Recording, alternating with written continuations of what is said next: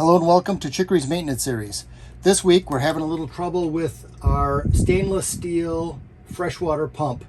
I believe it is the pressure switch on the bottom of the pump that is having issues, but we're going to diagnose it and figure out what's going on. But first I'm going to explain what's going on underneath here so you kind of have a little bit better idea. So there are two pumps. We have what's called our plastic pump, and that plastic pump draws from what are plastic tanks. We have 120 gallons there, and those are new tanks I put in when I did the refit. They come from the tank, go through the pump into the accumulator, they go through a filter, and then are distributed on this side of this manifold. The stainless steel manifold is here. We have 275 and 100 gallon stainless steel tanks, and this is the distribution manifold for that. They go through this pump and this filter and are distributed by this side of the manifold. So this is supply from the tanks, and this is sending out to the consumers. Once again, for plastic, this is the supply, and this is sending out to consumers. So this pump right here is the one we're going to focus on. So my first step is to disconnect it from the water lines and pull it out a little bit so I can do a little bit of diagnostics. I'll be back in a second.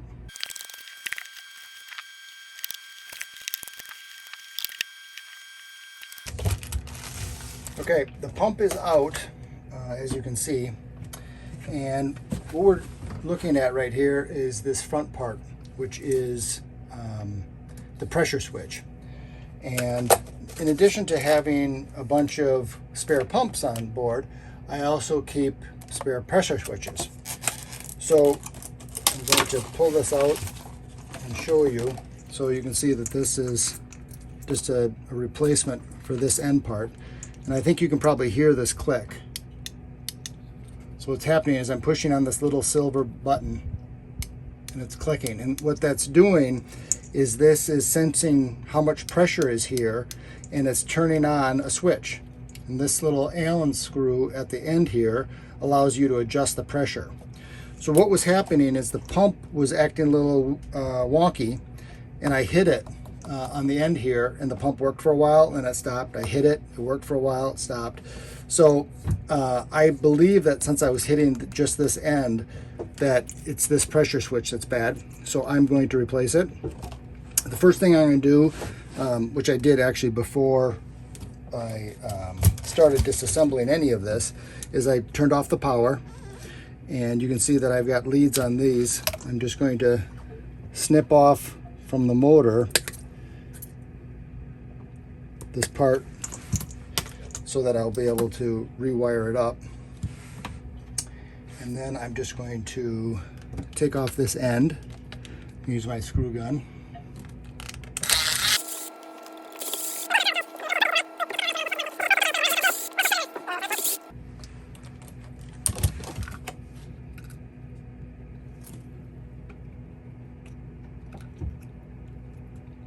The fact that this is coming apart completely like this leads me to believe that this may be indeed shot.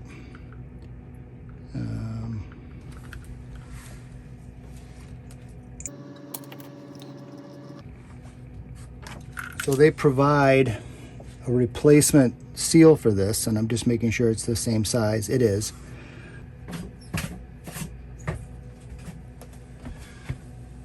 So I'm back with a teeny screwdriver. You can see it's super small. So I'm just coming in here just so I can get a little grip and then pull it out. And I can see right away that the cup side is in, which makes complete sense. So this is the new one. I'm going to put that in. And then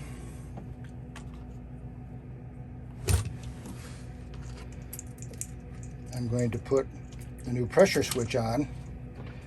And the new pressure switch came with 4 new screws, so I'm going to use those. One,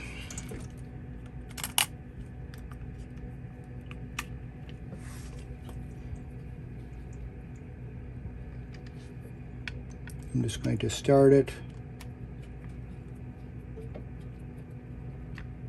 And I'm going to grab the next one.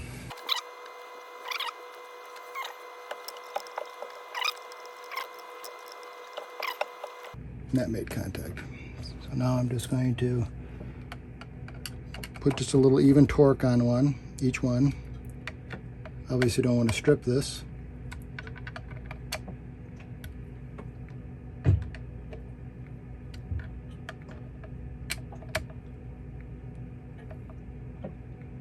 Okay, that looks good. So now these wires have to hook up to two different spots here.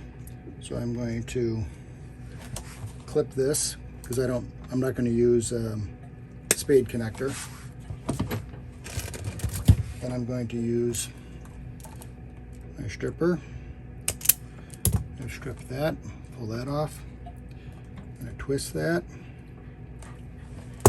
And then I'm using shrink wrap butt connectors.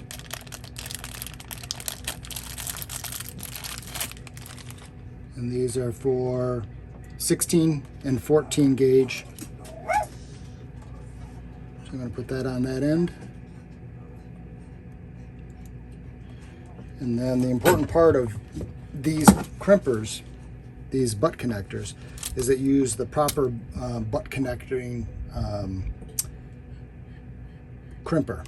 See, this one has got nice soft jaws. There are other ones that have sharper jaws. This is the wrong tool to use for this type of butt connector. This is the right one, and they're color coded. You can see there's one with a blue. So I'm just going to go on the blue, and I crimped it, and I'm going to pull connector. That's excellent. And then this one I'm going to connect to here. I'm going to strip this side.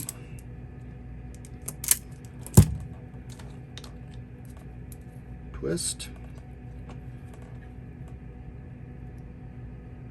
Connect.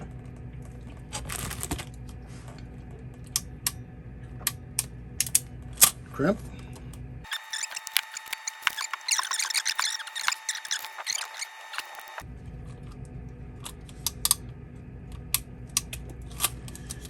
Once again, I'm just checking. So I need to run and get an Allen wrench that will fit this teeny little thing here because I need to screw that in. This has got to screw in quite some distance. If you look at how I had adjusted the pressure on the other one, it's actually flush. You can't even see it's not proud. This one is completely proud, so this pressure is very, very low. So I'm going to be back in 1 second. I couldn't remember when I adjusted the pressure before, whether it was standard or metric. So I just brought both.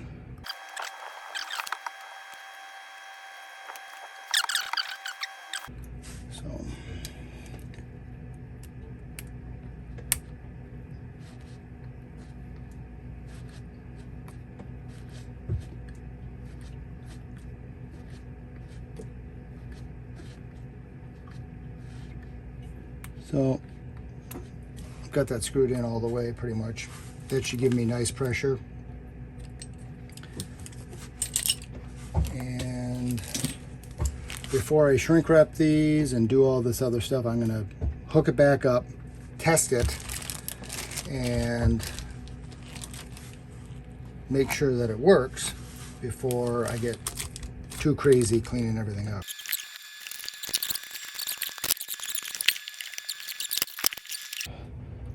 And this one. So I'm going to go turn the pump on, see what happens.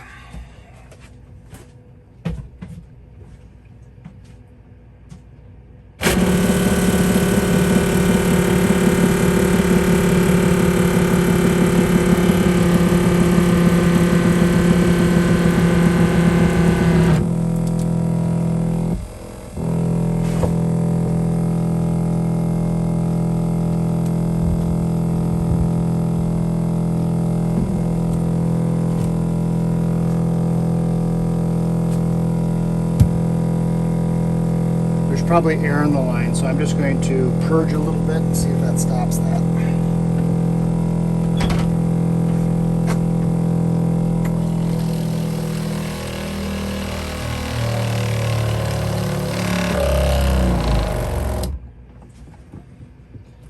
So that's why it was running like that. It had a little bit of air on the line, so it couldn't pressurize. Looks like that movement that I did stopped that leak.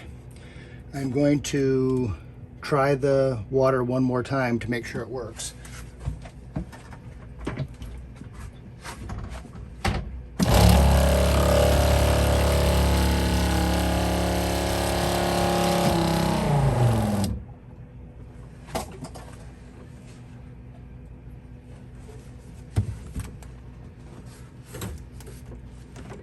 A little bit of water there, but I can't tell if that is from before or still leaking.